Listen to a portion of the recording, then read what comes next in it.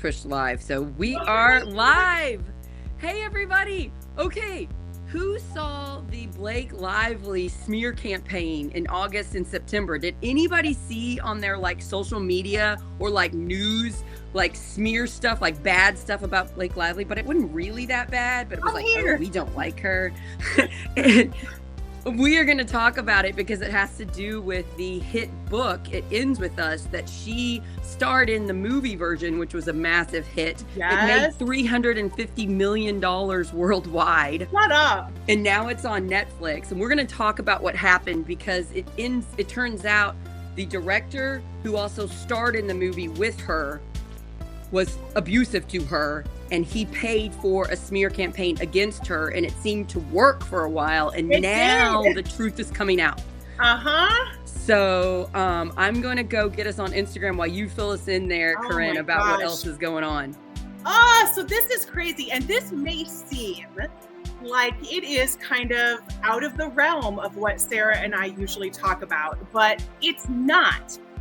What Sarah and I are kind of grabbing onto with this story is that even somebody like Blake Lively, even somebody with her power, her status, her money, can still be the victim of a smear campaign. And as we have watched some of this stuff happen in Indiana with our former Attorney General Curtis Hill, and now our current State Senator Greg Taylor, David Niedzgodzki, among others, the accused is in a position to launch that smear campaign and go after victims or alleged victims. And so even somebody like Blake Lively can be a victim of this kind of vitriol and targeted campaign. And somebody who is making accusations against someone is in such a vulnerable position to have their character attacked, their story questioned, their motives questioned. And so to watch that play out on this Hollywood scale with somebody as powerful as Blake Lively has been really interesting. And it kind of makes us regular chicks feel like, oh my gosh, do we not stand a chance at all? Like, holy cow. But this message ends in hope, you all. It sounds horrifying, but I'm pumped that the truth is coming to light. And I wonder how many stories we've had in the past where we never get the full version. The woman's just the bad person. So I'm excited to get into it. Yeah, she's making it up. If you are joining us live or if you are watching it after it airs, could you please put in the comments, have you read the book, It Ends With Us? I looked it up and it has sold over 10 million copies of the book It Ends With Us by Colleen Hoover. It's also been in over 20 languages. And I have read the book. My mom has read the book and my mother-in-law has read the book, which is not a Venn diagram that meets in the middle very often. So a lot of people read this book. So I want to know, if you are watching this at any time, please put in the comments, have you read the book? Are you interested? It's a fantastic book. I recommend it. It's not a black and white. It's about domestic violence, and it paints a different picture. Laura, good morning. Love you. Love you, Laura. Laura just recently lost her mother, and I just want to say that I love you so much, and I'm so sorry. She was watching Tim's show while she was in the hospital with her mom. Oh, Laura, I'm so sorry. So anyway, love you, Laura. Being here with us. Heart goes out to you and your family. Well, Laura, I will say, I will jump on what you said, because Sarah and I are in different positions here. So Sarah has read the book and watched the movie. I've not done either. I have not read the book. I have not seen the movie. The only thing I know about this is the Blake Lively controversy. I think that's the first time, and it was September-ish. I think I remember it was fall time. The first time I even heard anything about this movie or knew that it was a book was because of how Blake Lively was answering some comments or answering some questions on the red carpet. So that was my first introduction to all of this. And I have stayed pretty So I'm going to catch all of you up that haven't read the book or seen the movie, and I'm not going to ruin the plots of the book and the movie. The movie is playing now on Netflix, and it's fantastic. You can go watch it on Netflix. I'm going to rewatch it. I saw it in the theater with my friend Kiera. So the book, Colleen Hoover is a pretty famous romance author, but she has not, thanks Deanna, but she is not the typical romance novelist. her books have a lot of like trauma in them, Mhm. and these characters are suffering from like PTSD and stuff. And she has these characters, they maybe made like one terrible mistake in their life, or something awful has happened to them, and they get healthier throughout the book, and they meet a man that might also be complicated, and they might fall in love. There's a love story there, but there's real stuff going on. And I have not read all of her books. I kind of need to be in a certain mindset because it goes into a lot of the trauma, and sometimes I don't want to read about trauma. But I loved It Ends With Us, and I loved the sequel, It Starts With Us. And I hope that they make a movie of it without this guy in it. And so the book is based on Colleen's mom. It's based on her real life. Her mom was married to a man that she loved very much, and he was abusive to her. And when she was around 2, I think, when Colleen, the author, was around 2, the mother said, I've got to stop this cycle of abuse. I have to get out of this relationship, even though I still love this man, this complicated, imperfect man who loves me, but also beats me. And she leaves him. And the book is based on Colleen's real life story of her mother. And it is not black and white. It shows a story where you like the man, you care about him. He's had a rough, traumatic past, and he has something wrong with him, but you kind of can't figure out what's going on in the book because it's told through Blake Lively's character, who falls in love with him. And so I had never read a book like that before, and it made me realize what domestic violence victims are going through. It's not a black and white, he hit you one time, leave him. No, you love this person. This person is sorry they hit you. This person says they're going to get better, and you want to believe them. So I had never read a book like it.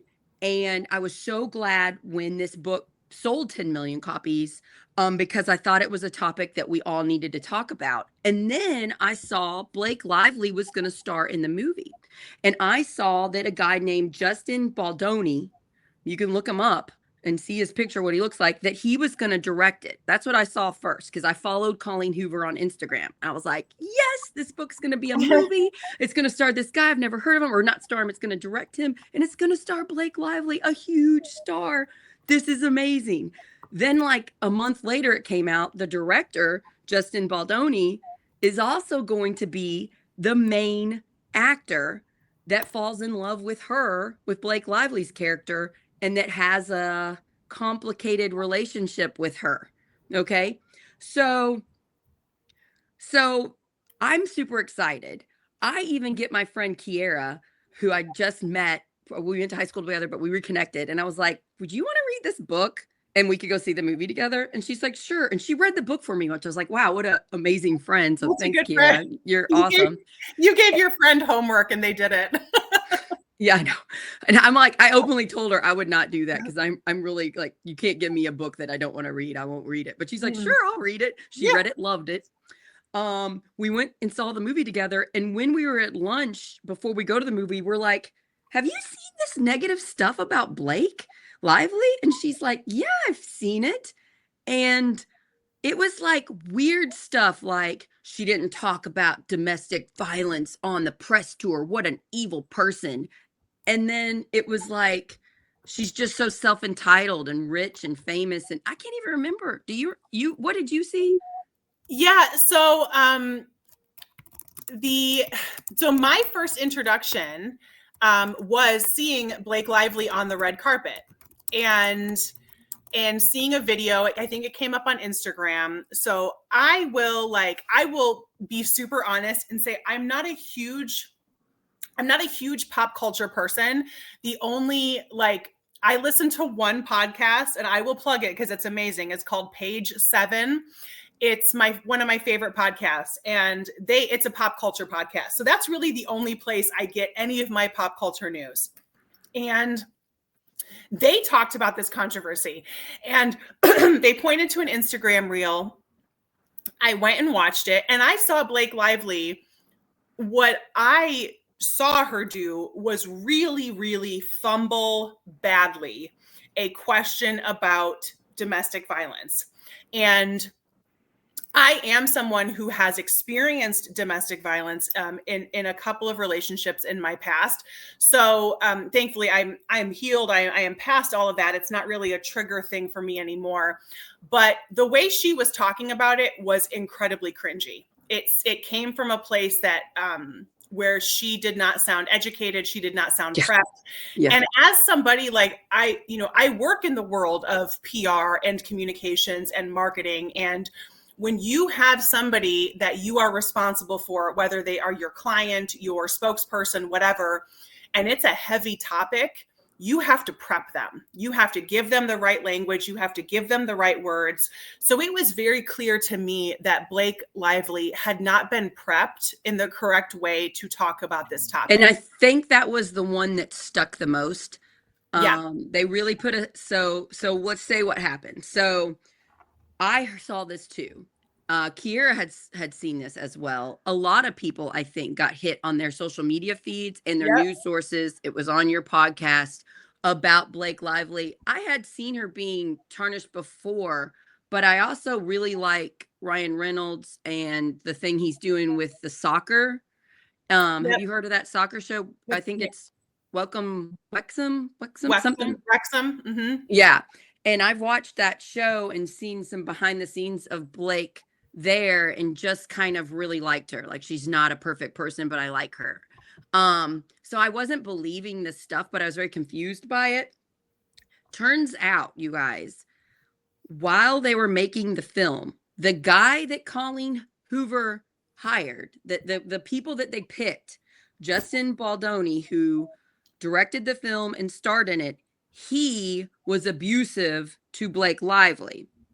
Blake Lively, who is married to Ryan Reynolds, who is a very big Hollywood movie star with a lot of money and power, she was abused on the set of this movie about domestic violence. And they were scared. It was two guys. It was Justin Baldoni and it was the film's producer, Jamie Heath. The two of them decided to hire a PR firm, give them money for them to smear Blake online. And then there were, the New York Times did an open investigation, which just came out a few days ago. This is how I heard about this. And they reported on it. And they even had text messages from the PR firm that said it was so easy to tarnish Blake Lively's, who she was, and to tarnish her character because she's a woman. And I would add, a good looking, powerful, rich woman that a lot of people want to be jealous of and hate. So they were saying it's so easy. Yes, we're getting money for this, but it is a really easy thing to do. It went viral. Can we just stop on that for a second? Like, how incredibly messed up is that? Like, to recognize as a publicist, I mean, as somebody, in that field, you do have clients that are easy and ones that are difficult. You have clients who have a very, tattered reputation, and they have a very sordid past. And you're coming into that client relationship thinking, oh my gosh, how am I going to get people to like you? Like, that's my job. I got to get the public to like you or empathize with you or something. And to come in and see them say, oh, this is easy with Blake Lively because she's a woman. That was the only character. She's a pretty rich woman. And the public is so primed to not like her that their job was kind of done for them. And so I want to point out that, so the reason that clip was trending, because I want to acknowledge the way Blake Lively answered that question. And I went back and I found the entire clip. It's in its entirety because I really wanted to understand what she said. She butchered the answer to that question. And she did not answer it in a way that it should have been answered with empathy and compassion for somebody who has been in that kind of situation. She honestly butchered that question. But she should not have been asked that question. B, she should have refused to answer it. C, if she wanted to answer it, she should have been prepped better by some professionals giving her the correct language. And D, if it wasn't for this smear campaign that was happening on the backside, we would not have seen that clip. These PR people targeted that clip and said, ooh, look, Blake made a slip up. She said something wrong, because she did say something wrong. Both things can be true, right? She said something wrong, but it wouldn't have been a big deal if these people were not out there to smear her. And that clip started circulating in all of these places because of these freaking publicists. And also the movie, the people in charge of the movie, the director, this film producer, told her they were not going to talk about domestic abuse. They told her they were supposed to avoid that topic, whereas it would have been a beautiful moment to discuss how it is a not a black and white issue, but a very complex gray one where you love the person that is abusing you. And so she was doing what she was told while she was being pressured. So I want to read some of the things that was done to her on set. Okay. So Blake Lively has filed a lawsuit against her. It ends with us co-star and director Justin Baldoni alleging sexual harassment in a relatory smear campaign. Lively's claims include unwanted improvised kissing, inappropriate comments, and the creation of a hostile work environment. She also alleges that Baldoni orchestrated efforts to damage her reputation after she raised concerns. We now have proof. Everything that she's saying, we have proof of some of these things. One time she said he directed more kissing than what was there's like, whenever there's sex scenes and stuff, you have like a contract of how much you're going to do. He kept upping it and saying it needed to be more. There was a scene behind the set where she was getting makeup done to her and she was topless, and he openly looked at her and she asked him to avert his eyes and he would not. And these are just the ones that she's coming forward. And I'm so proud of her for saying that, because it sounds humiliating. And I feel bad for her that she was in that situation. Anybody that's thinking, yeah, but she's rich and she's beautiful and she's married to Ryan Reynolds and she's a millionaire and I don't care. We need to have empathy for people. And I see so much online of beautiful, famous women getting smeared all the time. If you just look at their comments, they tell them how fat they are, how ugly they are, all these trolls that go after them. So it is not easy being an attractive woman or any woman and being famous and being online. It is hard. So she's got people want to hate her because they're jealous of her. Then she has this man that is her boss doing these things to her. And then they do this smear campaign because they're scared that it looks like if they do this, she hasn't said anything negative about him, about Justin. She didn't say anything negative about him, but they were scared she was going to, because she's a powerful woman. So they hire the PR company and they do the smear campaign, and it does end up hurting her reputation. So the publicist, which I think that's kind of when I started, my thinking on this kind of started to flip, is the PR firm to do the crisis management or to do the smear campaign against Blake Lively was the same firm that was hired by Johnny Depp to do the smear campaign against his ex-wife during that whole lawsuit thing. And anybody who came away from that lawsuit thinking that Amber Heard was the devil and Johnny Depp was an innocent victim, you fell prey to the PR campaign. Because if you actually look at the details of that case, and if you look at Johnny Depp's history of substance abuse and domestic violence, the man has a 40-year history of doing that. If you look at all of that, you will see that both of them did wrongs. And Amber Heard was not perfect. But again, this is where we get into, if you're a woman and you're going to be a victim, you better be damn sure you are a perfect victim.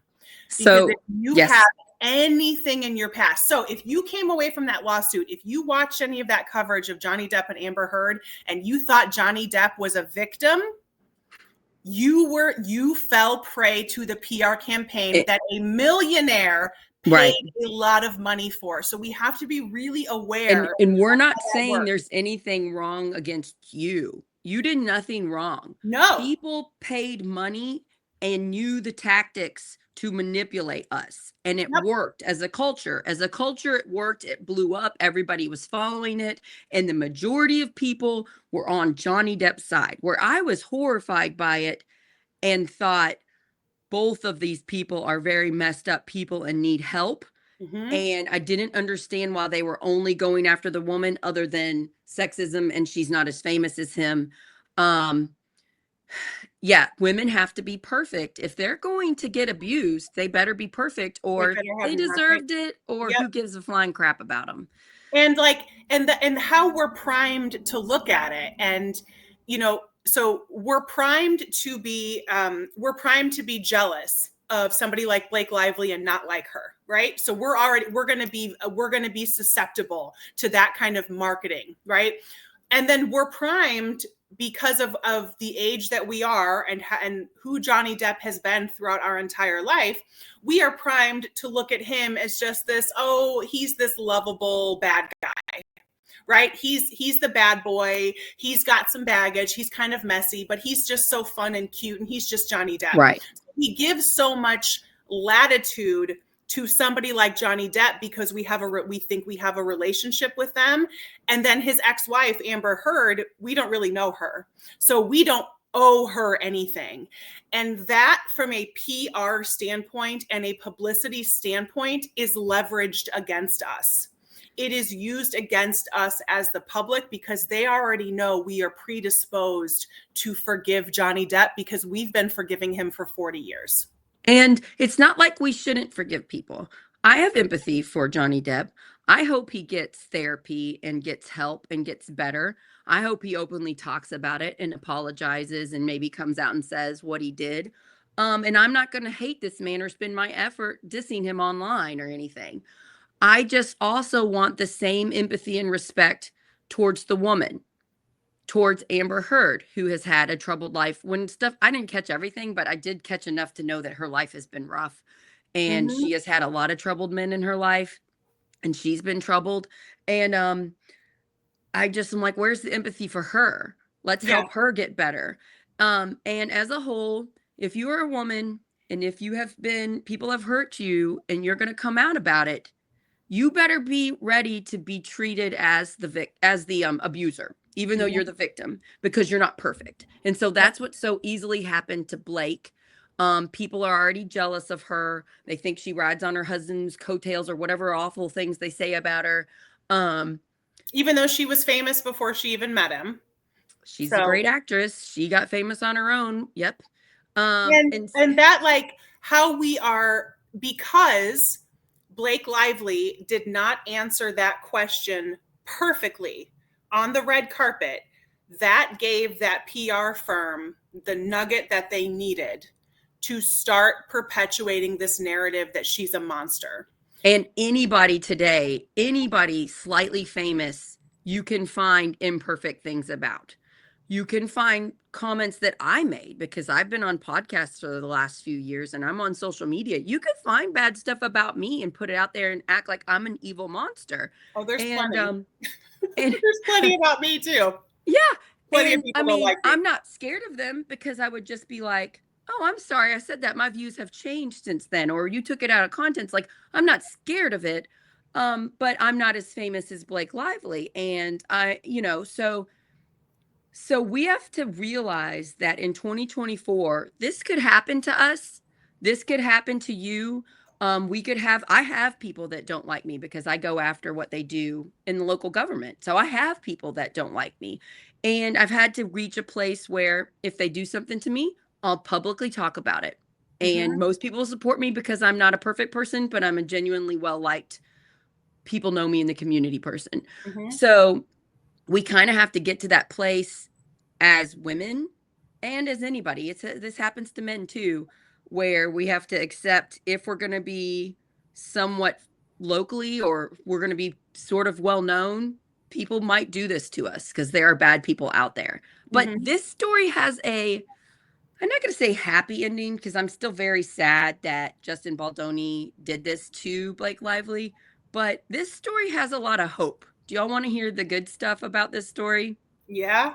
So we talked a little bit about it. The New York Times story came out uncovering it. And I watched it and I was like mind blown because, again, I've read the book, seen the movie, saw the smear campaign, was confused about it. And I'm like, this explains so much. Yeah. Since that came out, Colleen Hoover, the author of the book, the person who was in charge of helping get this movie made, publicly came out and showed her support for Blake Lively. Give it up for Colleen Hoover. The co-star, there's a love triangle going on in the book, in the movie, and there's another love interest in the movie, and his name is Atlas in the book and movie, but the actor Brandon Sklenar, I think is how you say his name. He publicly came out in support of Blake Lively, and I just want to say, to have a man come out and support her, great job. Thank you, Brandon. So I like that guy. There's a sequel. He's in it a whole lot more in the sequel. Hope they get the same actor. Hope they make the second one. Yeah. All of Blake Lively, she was in, what was it, Gossip Girl? She was in a show. Yeah. I never seen that. But and that was based on a book, I think, wasn't it? I think it was a book. So. Yeah. So she was in, when I met her, was for Sisterhood of Traveling Pants. It's a popular book series, a young adult book series. I read all of them, loved them so much. Recommend them for your kids, you guys, your teens. And then there's maybe 2 movies or 1 movie, I can't remember. But Blake Lively stars one of the main girls. All those actresses have become best friends from making that movie together. The other actresses, I know America Ferrara is one of them. All the other actresses in that movie series came out in support of Blake Lively. They issued a statement. So I want to say congrats to that. Yeah. A lot of the women, I think all or most of the women in the film, It Ends With Us, came out in support of Blake Lively. Yeah. So this is something new. I'm not used to seeing a well thought out public shine a light on the bad people and support the woman victim. And this is something I've never seen, and I'm really proud of these people that are doing it. And I mean, and that, like, I keep thinking that this whole situation it's a peek behind the curtain that most of us never get, because absolutely, yes, it is awesome that all of these people are coming out in support of Blake, and they are, sharing statements and sharing their opinions. But let's also remember that is Blake's PR team doing that. Yep. So this is now a PR, like, they're in the octagon and they are battling it to the death, right? Because there have been lawsuits launched. So Blake Lively's PR team is saying, all right, dude, 2 can play at this game. And now they're working on gathering, because yes, people will send a tweet or they'll post an Instagram story or something in support of their friend. That's not, of course, that can be organic. But to have this whole concerted effort, and the fact that we know all of these people involved in the movie don't follow him on social media anymore. We know that because of her PR team. Yep. So we have to, like, when people have this kind of money, this is what they're able to do. And they're able to get all of these sides of the story out. And it is really, really, it's really fascinating, because we usually don't see this kind of behind the scenes work. And there are so, like, Sarah and I were on the phone this morning, and there's an article that came out. Oh yeah. It looks cute. I like it. Yeah. There's an article that came out yesterday that the crisis team, so Justin Baldoni had a publicist, his regular publicist. From her firm, the crisis team that Justin Baldoni hired, he, like, picked away one of her staffers to work on the crisis team and bleed information from the publicist. So he has a regular publicist that is just trying to do her regular job. And then there is a separate publicity team that is going after specifically Blake Lively, and he is poaching information from the regular publicist to undermine her effort to go after Blake Lively. Like, the layers to this is so crazy. And the other thing I just learned, Sarah, so I just did a TikTok live right before this to tell people that we were going to do this conversation. And one of my followers said, I'm so disappointed to learn all of this about Baldoni, because I've really enjoyed him. I listened to his podcast and I've read his book. Oh, I wow. was like, I said, well, what was his podcast? And he said his podcast was called Man Enough. And this kind of comes full circle for us because we just talked about his Man Enough podcast host, Liz Plank, on our show that we did with Scott. So Liz Plank wrote the book For the Love of Men.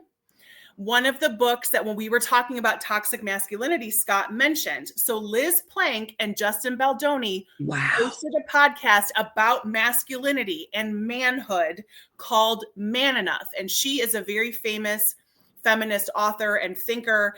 And the podcast was awesome. I can't believe I just put all of this together. So like 3 days ago, I see Liz Plank post on Instagram, I have stepped away. I am no longer hosting the Man Enough podcast. I have let the network know I am done. I will talk more about this when I am ready, but I am just processing everything, yada, yada. So she has ended the podcast with Justin Baldoni because of all of this stuff that came out. I didn't know any of that. No, I Thanks, didn't either. Corinne. I That's just amazing. learned that. I And saw some interviews of Justin, and he looks like this smart, amazing man giving women their space and power. He's directing this movie that's so powerful for women, telling a different side to this complex domestic violence issue. And so I was all gung ho on him. Wow, how great. And I get it. I get why that man commented this. Is that it is sad. We thought he was on the good side, and maybe he thinks he is on the good side. He might think that. And my friend Ethan, like I've known him for a long time. He's a lawyer. He's a public defender up here in Northern Indiana. He's a brilliant guy. And so I trust his judgment. So for him to say like, I'm so disappointed in Justin Baldoni, like you can see how somebody that because you and I get it, like listening to podcasts or watching shows, like you start to learn who people really are. And so and then maybe it's another peek behind the curtain to get us to remember people are showing us who they want us to see. And even in a podcast format that does feel very intimate and personal, I mean, these people are in your ears while you're getting ready for work, while you're cleaning your kitchen, while you're going for a walk, and so you form kind of these parasocial relationships, which is another very interesting. I find parasocial relationships really fascinating. Me too. You form these connections with people, and to watch somebody like Justin Baldoni be in this vulnerable space, because Liz Plank is a force of a feminist. She is brilliant, and she is really, really trying to tackle and shed light on so much of this stuff. And she really approaches everything from, look, y'all, your toxic masculinity is hurting you. This is not just about what it's doing to women. It's hurting men, and you need to figure it out because it's not just about women being victims. She does such a good, and he was just so receptive to that. And they had so many good conversations. And I'm sad that podcast is over because it probably helped a lot of people. I mean, it's such a complex thing. It's like Justin Baldoni is not a monster. He's not. He's not making good choices. But I don't know enough about him. So here he is doing these good things and then directing a movie and treating Blake Lively terribly and having a smear campaign against her. Wait a minute. It's just like the man he was portraying in the book, in the movie, because that character is not a perfect person. He's a doctor. He saves lives. He loves Blake Lively's character, and he has a problem, and he was traumatized as a kid. So like, he is portraying someone that he actually mirrors. He's not hitting. He didn't hit Blake. He did inappropriate things with her, and it was about control and power. So he seems to be having some type of power struggle. He's going to let her know he's in charge of her. And he's getting her power back because she's famous and can do the PR thing. And how much of that, right, of us looking, Laura's right, a wolf in sheep's clothing, like how much of that is us as women doing the therapy work for a man that they should be doing. He should be doing that kind of work. We appreciate all of the, and I'm talking about him as a person and the character and all of the layers that go into it. We have so much more of an appreciation of the complexities that lead somebody to become an abuser, that lead somebody to become a predator or a manipulator. And we do all of that mental and emotional work for somebody else that allows us to empathize for them.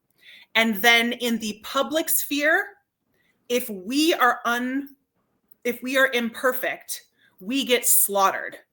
Right. And yet we have done all of this work to understand the complexities of this man, and that same work and that same grace is never extended to the victim. So I'm saying I don't think there should be a hate thing destroy Justin Baldoni's life.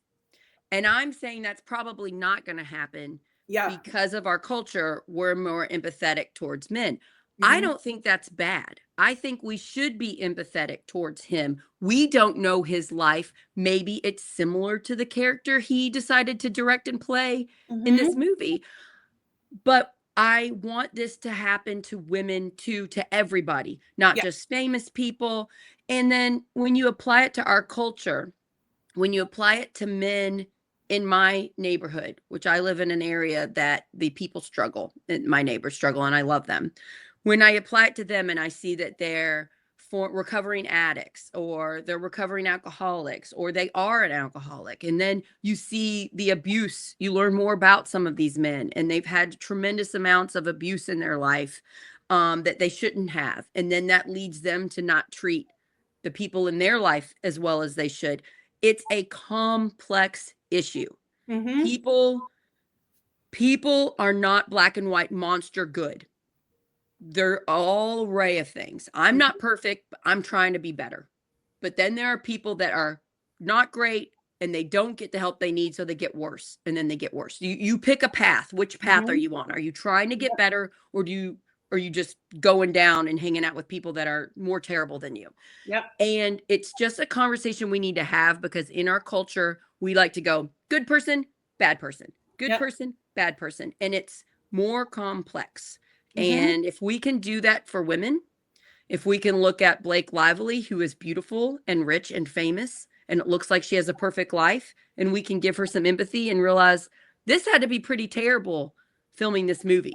This had to be pretty terrible waking up every day to a new smear campaign against her. She's a mother, she's a wife, and her husband do try to help the community. They're not evil people. They are trying to be good people. If we can just open ourselves up to the realization that maybe we don't know everything, maybe we shouldn't judge and say they're amazing or they're terrible. Well, they're terrible. Be more open to the complexities of people. Super complicated. I just thought of something when you said that, when you mentioned her husband, because we all know she's married to Ryan Reynolds, right? Like, the other thing that when I was starting to hear bits and pieces of this story, it was the criticism from Justin Baldoni that Ryan Reynolds was coming to set, which is pretty rare, right? Like, you're like, Blake Lively is a whole person. She's going to work. You don't need to take your husband with you to work, right?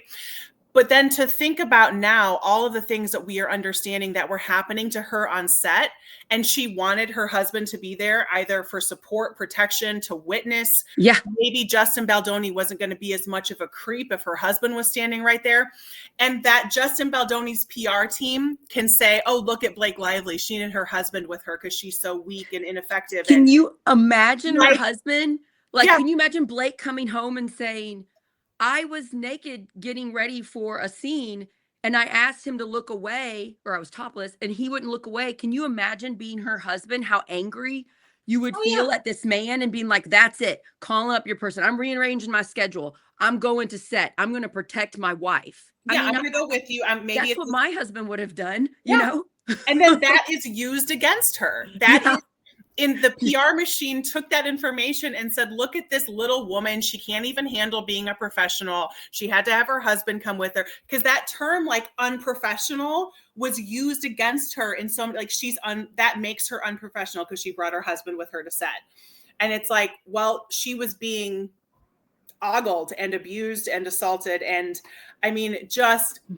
But wait a minute, we don't like her because she's beautiful and rich and powerful and married Yep. to Ryan Reynolds. So it's so easy to be like, oh, she's so No. terrible, you Yep. know? And how many people don't have any relationship with her as an actor without Ryan Reynolds? Right. So like, there are like, to me, Ryan Reynolds is Blake Lively's husband, right? Like, because I knew her first. And then I remember when Van Wilder came out, I think that was like early 2000s. That was one of his first movies. Like, I remember that, but I didn't really have a relationship with him. So there are some people who have more of a relationship with him and say, oh, that's Ryan Reynolds' wife. And then people that have a relationship with her, oh, that's Blake Lively's husband. So then that can also be played on in the public narrative. And so you're going to get probably more of the men who have a relationship with Deadpool, with that movie series, and with Ryan Reynolds that are going to say, oh, look at his bitch of a wife. Like, she needed to have her husband on set, not having any understanding that she is a whole ass actor professional on her own without him. Right. And so that there are so many dynamics here that are really confusing and complicated. And it's a really important conversation, I think, for us as consumers of media. I try to talk a lot about this in my content. So not only being somebody who worked in the media, worked in public government, worked in PR and communications, I want people to understand how we are manipulated. I am just as likely to be a victim as everybody else to be manipulated by Me too. narrative. Yep. And if we can recognize the same way with advertisement, right? Like advertising, like you would never in a million years think that you could be a victim of that nacho chip dipping in the cheese that comes on in your commercial when you're streaming your show. And then the next thing you know, you're driving by that restaurant and you're like, ooh, nacho sounds good. You're never going to make the connection that you have been influenced or you have been marketed to. You don't want to admit to it that they got you. You don't want to admit to it. No. None of us want to think that we are that gullible or pliable, right? But we are. And when you start to recognize that your Instagram feed, those reels are shown to you for a reason. Yes. Your TikTok feed is curated for a reason. Yes. We've talked about this so much, Sarah, especially with our teenage boys, being moms of teenage boys and seeing what their social media looks like versus what we see. Yep. They know what they want to see. And us as women, we're going to be shown that clip of Blake Lively butchering, talking about domestic violence, because it's going to make us say, oh my God, Blake, are you that stupid? Oh, right. Come on. Right. They knew that it would make an emotional response. Exactly. We have a certain feeling about domestic violence. Yep. And so not knowing the people that were abusing her told her she couldn't talk about it because they were her bosses. Yep. Yeah. Yeah. So I wanted to just talk. So then we are the target audience for that. They know exactly what to show us. And if we can start to recognize the side of the story that we see, that is calculated and orchestrated for us. There is the wizard behind the curtain that is deciding what you see. Your news. This is why it always drives me crazy when people say, well, I did my research and I know the answers. I'm like, no, you did not research. You're not a scientist. You Googled something and Google gave you the answer that it knows you wanted. Yep. So even our search engines are they're not blank canvases where the truth is going to appear.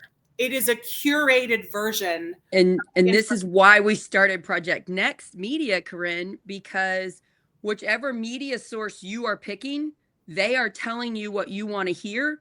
And both sides, right and left, do not get the truth because they're pumping out what's going to make you watch them more. They're not pumping out the accurate thing. When I did Tim Peck's Dr. Tim show, I was so relieved because he spoke the truth. He didn't give the Democrat side or the Republican side issue of medical care. He talked about the truth since he's lived it. And that's what we're trying to do here. That's what you guys that are listening to this show, we start asking for the truth. We start digging deeper than what Google or our media wants us to see. And we think about it. We talk to our friends about it. And then we tell other people about it. Like, talk about this. I am full of hope that Blake Lively paid her PR team and the story made it and her friends are supporting her, because it's so refreshing from the Johnny Depp side of things that happened not too long ago.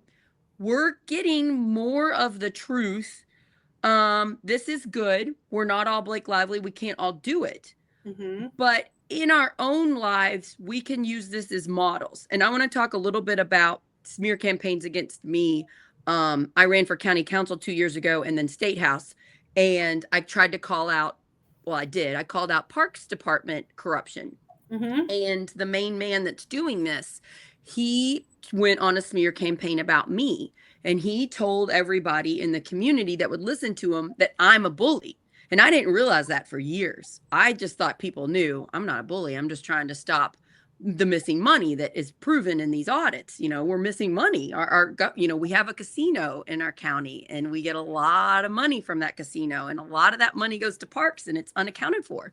So I started becoming friends with the leaders in our community that are Republicans, because no Democrats have any control in our county.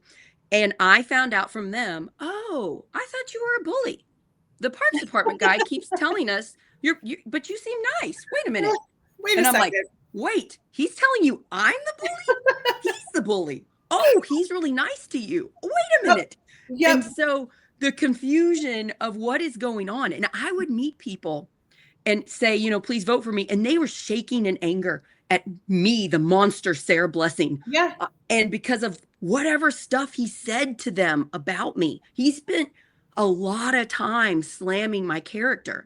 So I've had it done in a local level. And there are still people in the community, because I can't instantly meet everybody, that shakingly hate me because of the things this man is saying to them about me. So I have this happening in a much smaller level, and I don't have trouble going to sleep at night, but I will admit to you, it hurts. It hurts that good people working hard for our community think I'm a monster. And if I meet them in person, I will sit down with them and take as much time as I have available to explain the truth. But I can't get it out. That person's not on social media, because if you're on social media, I've pumped up enough evidence to show what's going on. So most people know, our Parks Department's shady. So I get what Blake is going through on a much smaller level, and it hurts, but I know how to fight it. You fight it with the truth. You fight it with the truth. And because that's what I think sometimes when it comes to our criminal justice system, like I think about our belief to like maybe assume that somebody is guilty because they hired a lawyer, when all of us have a right to legal representation, right? That's in our Constitution. I never look at that as a sign of guilt. I look at that as smart. Everyone should get a lawyer. I don't care who hears this. Never talk to the police without a lawyer, ever, right. ever. And make friends with lawyers. You need a lot of them. Never talk to the police without a lawyer. With lawyers. I don't care if you were like, they're talking to me about something that happened in Wyoming and I haven't left Indiana in 25 years. What did it? Never talk to them without a lawyer, ever. So I will never, ever, ever discount they got a lawyer. Ooh, shady. That might mean guilty. Now, I never think that. Now, take that to the PR side. When Justin Baldoni hires a crisis PR team, I know he did something wrong, because he wants to get out ahead of whatever Blake is going to put out there. He knows he was creepy. He knows he was looking at her getting undressed. He knows he was forcing her to do physical things in scenes she didn't want to do. He knows all of that. And the PR to go on the offensive before she even talks about any of it, because maybe she would have just let it go. Who knows? Maybe it would have just been chalked up to, that was a gross experience. I'm never working with him again. The movie is done. Thank God. That could have been one way that this went.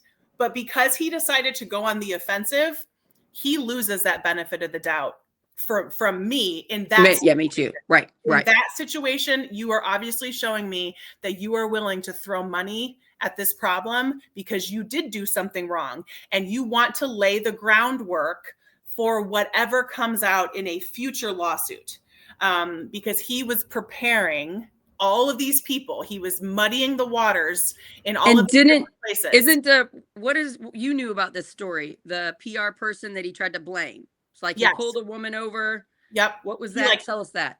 He like poached. So his like PR, his publicity firm, that's like his regular publicity, he poached one of their staffers to go work on his crisis team. His original publicity firm is now suing him for undermining their efforts. So a breach of contract, toxic work environment, kind of all this stuff. Because if you are in a contractual relationship with your publicist, you cannot turn around and hire another publicist to undermine their work. Okay. So that's what he was doing. So like I can't be in a relationship with you as a professional, and then you're hiring somebody to undermine what I'm doing. So that's what the publicist is alleging, is I was in a contract with you to do publicity for you as a director and for your film, and yet you've hired this other entity to undermine me and to like muddy up what I'm doing. And so, yeah, so there's a whole, I mean, this thing is so freaking messy. And when you pull back from it and you think like, holy shoot, like how much money and time and resources, and you have to think of like, if this goes to the courts, like how much like judicial resources we're going to have to do a part 2 in like 6 months or something to update what is going on, because it's interesting and I've never seen anything like it before, in a positive way. I also want to talk about when you're in an abusive situation. So Blake did not get on her social media and do a live and say, this director who I'm working with did this terrible thing to me today. She came home and probably told her husband, and that's probably why he came on set. Mm-hmm. It's very confusing when the abuse is happening in real time. Your brain, the way we are as humans, we don't immediately identify it as troubling because, again, Justin seemed like a really nice person. He probably is to most people, a nice person. And she wants the movie to do well. She clearly liked the book, and she clearly wanted this movie to do well because it's such an important subject matter. So she's not saying anything negative publicly, but she's privately telling her husband probably. Mm-hmm. That is more realistic. A lot of people want to, blame her. Why didn't she come out at the time? Why didn't they fire him and get a new director and have a new actor? Well, that's not the way the real world works. Mm-mm. She's trying to give him the benefit of the doubt. He's probably nice to her most of the time and then throwing in these little bits of controlling awful behavior.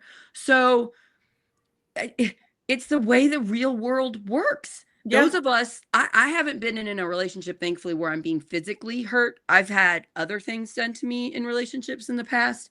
It's confusing. You don't identify it. Sometimes you don't think you deserve anything better. Sometimes you don't realize there is better. You don't know how to get out of it. You love the person. There's feelings involved. It's so much more complex than what we talk about openly. And that's why I feel like this conversation is so important. It's not black and white. It's complex. And I'm thankful this story's coming out. I want to give a shout out to Kiera. She's on. Kiera said, I read it and saw the movie. This is my friend that I asked to read the book. She reads the book. She sees the movie with me.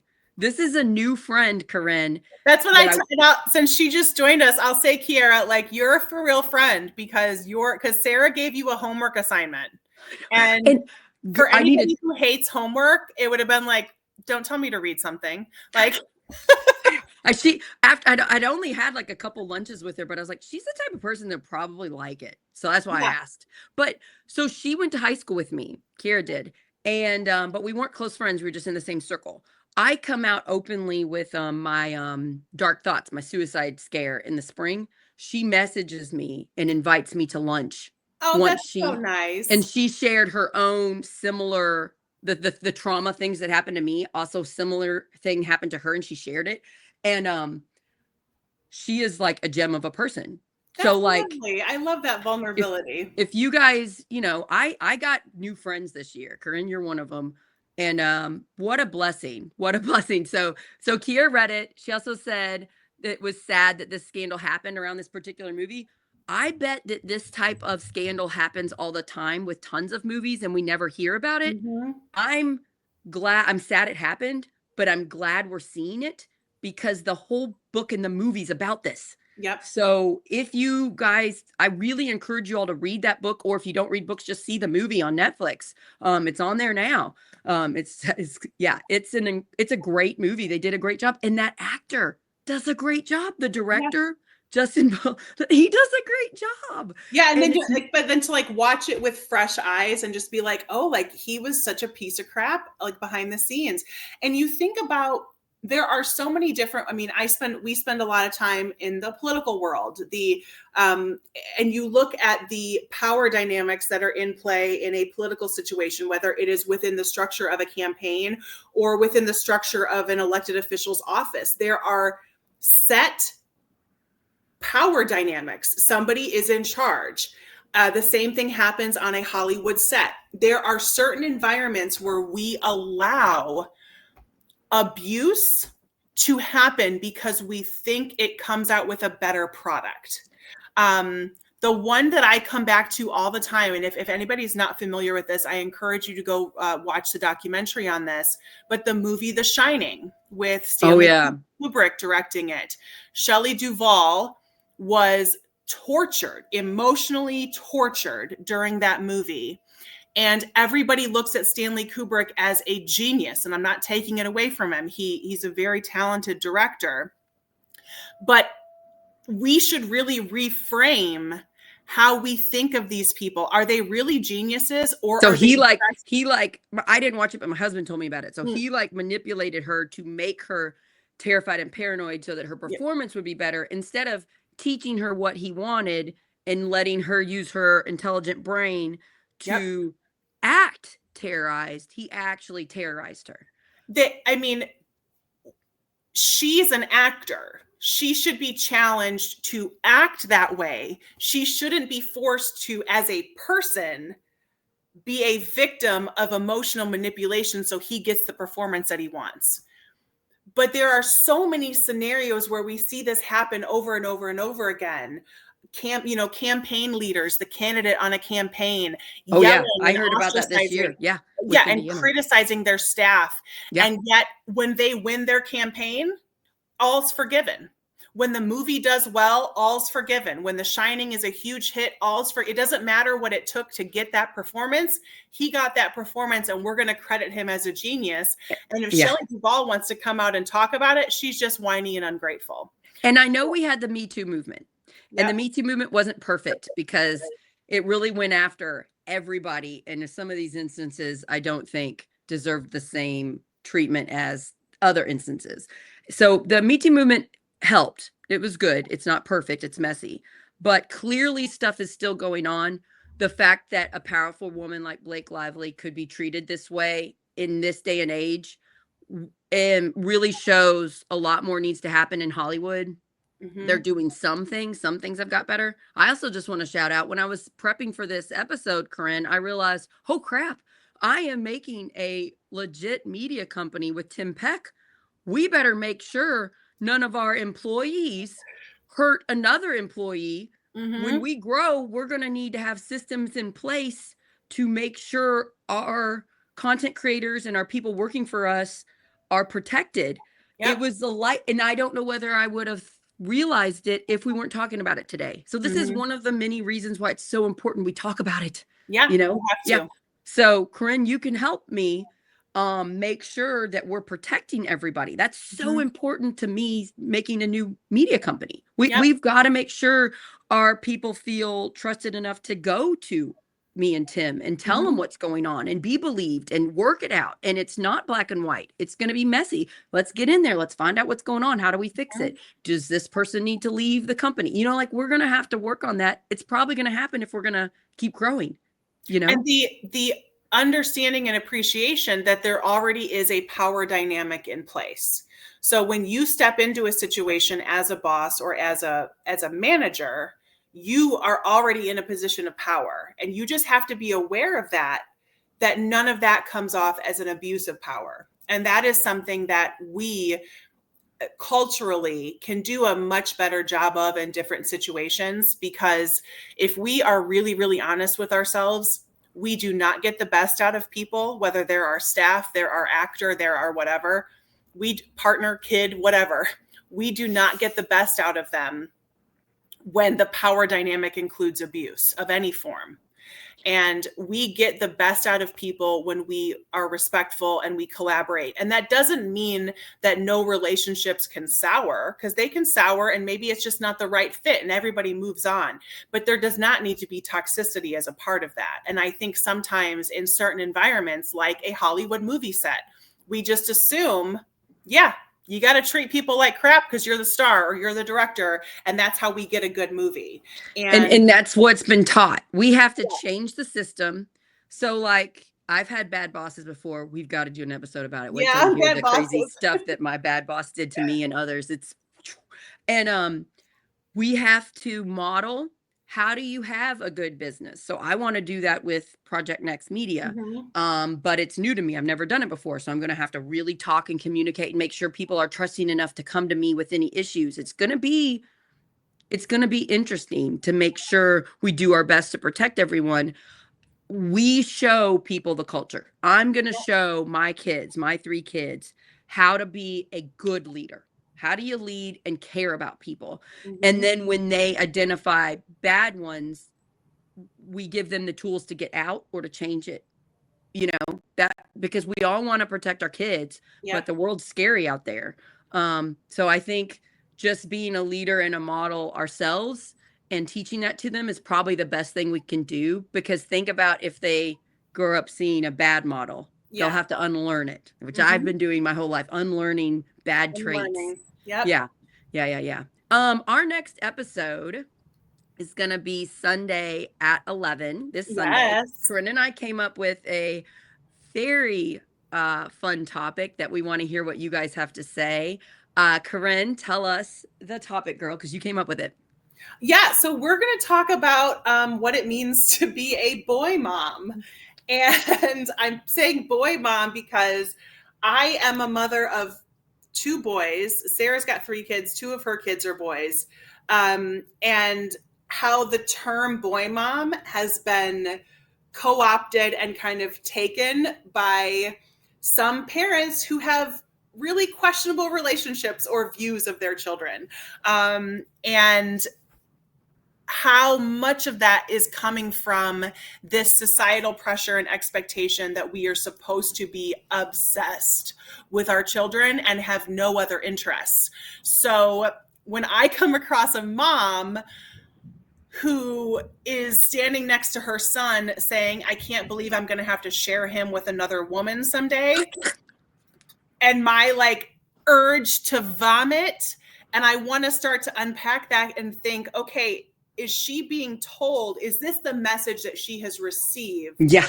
That this is the mom she is supposed to be, because wherever she got that message from needs to be burned down. Yeah. Because if you are a mom and that is your entire personality, is that so outside of the realm that that's how you would think? Because we've totally lost the plot then. We've totally forgotten that we are raising adults. Our children become adults and they are supposed to go out and have their own relationships and lives. And we're not creating an adult that's going Our culture is so toxic. Oh, it's so gross. Moms and how we should be obsessed with our children. And that should be our ever waking moment. Well, we also need to be obsessed with our spouse too. After children, spouse, we're so far down the list of our own needs, and it's like, this is not healthy. No. I tried to do this too. I felt the society pressure when I became a mother from 1 to 3 all of a sudden. I tried to do it. Culture's telling me to do this, and I'm like, why am I so miserable? And it's like, oh, I have to meet my own needs and go out and do my own things. And it's not good for the kids to be obsessed with them. No. But that's what our culture is telling us. So we're not blaming people that have the pressure, I should be obsessed with my kids. We're saying our culture is telling us we need to be obsessed with our kids, and that is not healthy. Let's talk about it. Yeah. And if you are turning that into like some kind of weird, like incestuous thing, like with your children, like therapy, like we've got to get you to therapy, because oh my goodness, like that's so damaging. Like that is so damaging. And we have to be the task of being a parent is one that should be taken seriously, because you're creating somebody's future partner, somebody's future employee, future tenant, future, member of society. Like, that's somebody's neighbor that you're creating. Like you have such a responsibility to create a whole, complete, caring and compassionate person. And they can't be obsessed with you as a mom. That's just so weird. So we're going to talk about that, and we'd love to hear your thoughts. If you are a parent or want to be a parent, or maybe don't want to be a parent because of the culture, we want to know what you think. If you are watching this episode and the live's over and you're just rewatching it, thank you so much. We'd love to hear what you have to say in the comments. Please share. I'm going to turn my music on. Thank you, Chris' husband, for making this music. If you could please share this episode on whatever social media you're watching it. It's easily played on Facebook and YouTube are the two main ones. We're also putting the episodes up on Blue Sky, X, and then Instagram. You can catch it live. Yep. And then we're hoping to get TikTok if I can get the stream key thing. So we'll see. But please share everything. Please text a friend. Like send a friend this episode that read the book or watched the movie and is interested. Just like go to YouTube and save it and go and send it to your friend on their phone. That helps us out so much. And also we want to hear from you and what you think. So what are your thoughts about It Ends With Us? Anything we didn't touch on, put it in the comments. Yes. What did we miss? What are your thoughts? Yeah. Awesome. Thanks to everybody for being here. Thank you, Sarah. Thank you guys. Thanks for doing this with me, Corinne, because you didn't read the book or see the movie, and I was like appalled. So thanks for getting into it with me. You were coming in fresh. Yeah. All right. Bye, everybody. Love you all. Hope you have a great holiday, and hope you have more days off from work. Yes. Yeah. And Happy New Year, everybody. See you Sunday at 11 for the Boy Mom Talk. Bye, Boy guys. Mom, bye.